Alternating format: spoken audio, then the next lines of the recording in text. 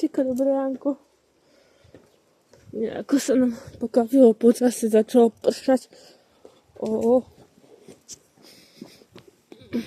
Ahojte. Poď ideme do domčeka. Ja prídem potom ešte o 10:00 možno. Na pol hodinku, uvidíme.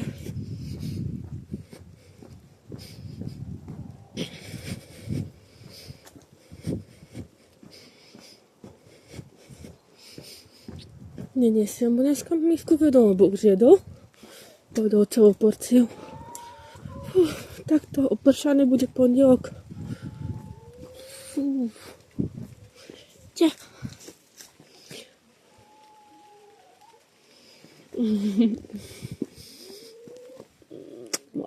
Môj lapko, daj?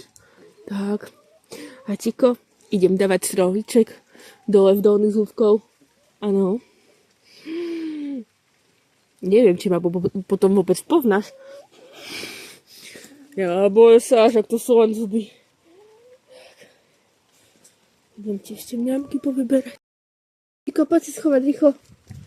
Do domčeka. Tak, do domčeka. Tak. Hop. No rýchlo. Šup. Nepršať. No. Dobrú chuť.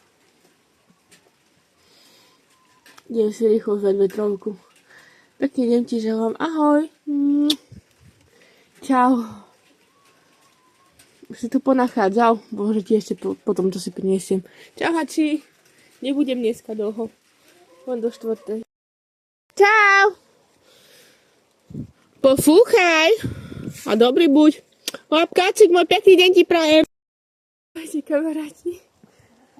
Tak ja už takto oblečená ešte si idem. Co si na seba hodiť, lebo mám len takýto rukav.